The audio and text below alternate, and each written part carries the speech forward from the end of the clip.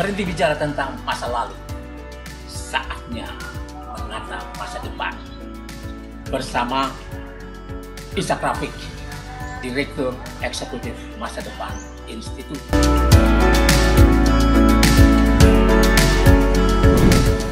Assalamualaikum warahmatullahi wabarakatuh.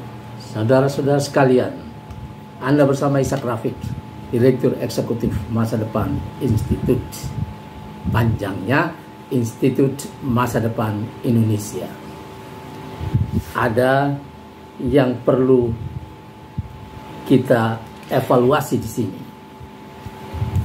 ya, dengan satu pertanyaan. Ya, Indonesia ini mayoritas penduduknya adalah Muslim. Dari 272 juta rakyat Indonesia, mungkin 240 jutanya adalah Muslim. Tapi yang kita lihat misalnya dalam dunia politik, ya, semua partai Islam gurem atau berada di menengah ke bawah, gurem, tidak signifikan, masih kalah jauh dengan Golkar dan PDIP lagi. Di bidang politik seperti itu.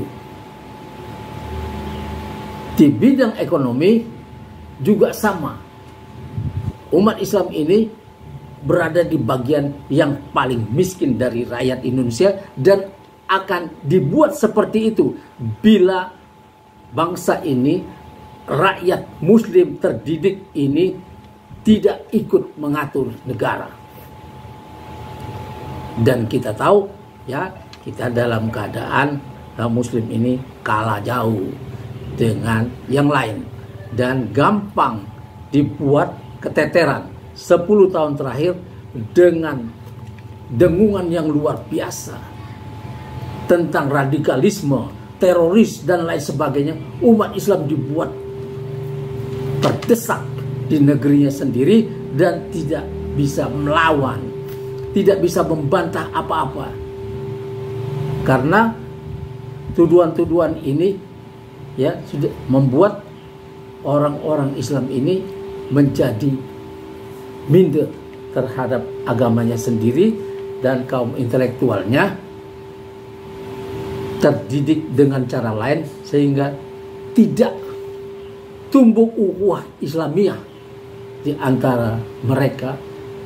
Ya, yang kata Nabi, umatku seperti satu tubuh, bila satu bagian disakiti maka seluruh tubuhnya ikut meriang merasakan sakit.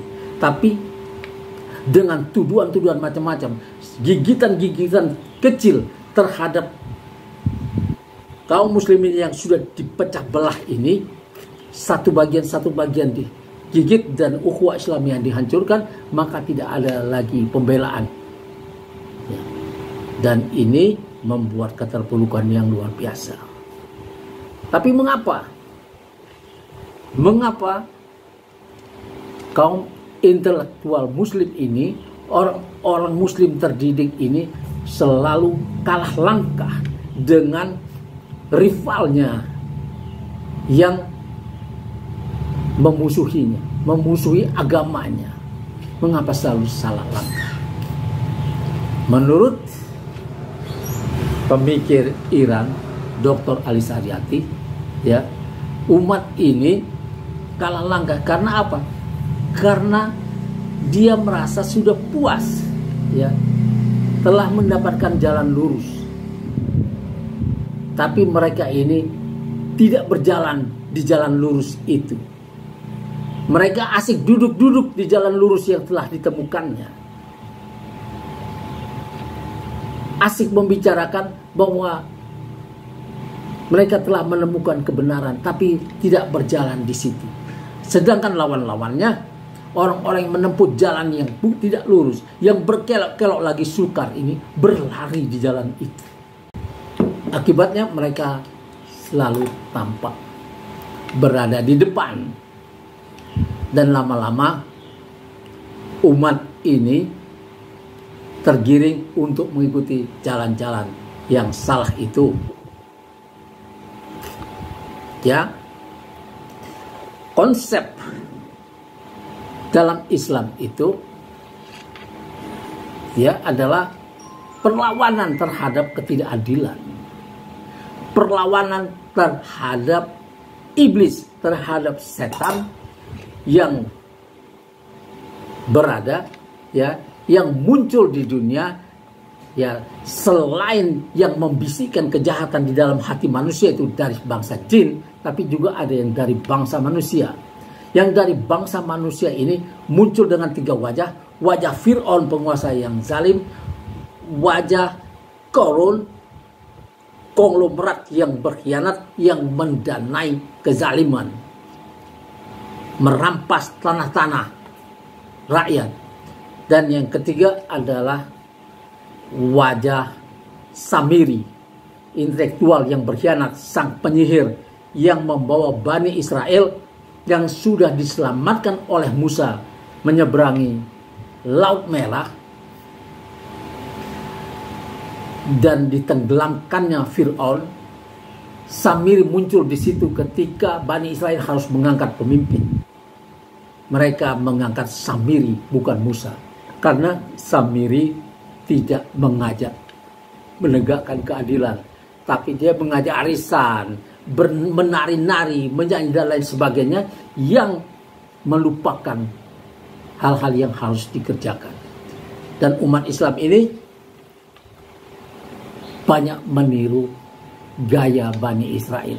Ketika dia menghadapi cobaan, ketika dia berhadapan dengan Fir'aun, Qarun yang merampas tanah-tanah mereka dengan kekuatan penguasa, dan dibenarkan oleh Samiri, kelompok Samiri, orang-orang ya, para intelektual pengkhianat ini, yang sekarang disebut booster, RP, influencer dan lain sebagainya, bergabung di dalam situ ya, yang muslim maupun yang non muslim, musuh Islam dan yang bukan musuh sebetulnya, tapi telah bergabung di situ, memberi dalil-dalil pembenaran terhadap penderitaan yang dialami bangsanya, sehingga tidak akan ada perlawanan.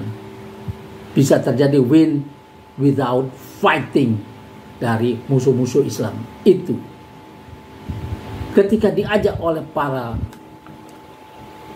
penggerak, para pencerah untuk melawan kezaliman, untuk melawan perampasan tanah-tanah mereka, untuk melawan undang-undang yang membuat mereka bisa diusir kapan saja dari tanah-tanah mereka, mereka menyerahkannya kepada Musa seperti Bani Israel. Kata Bani Israel waktu itu, "Ya Musa, kau ajaklah Tuhanmu untuk melawan Fir'aun. Nanti kalau sudah menang, baru panggil kami.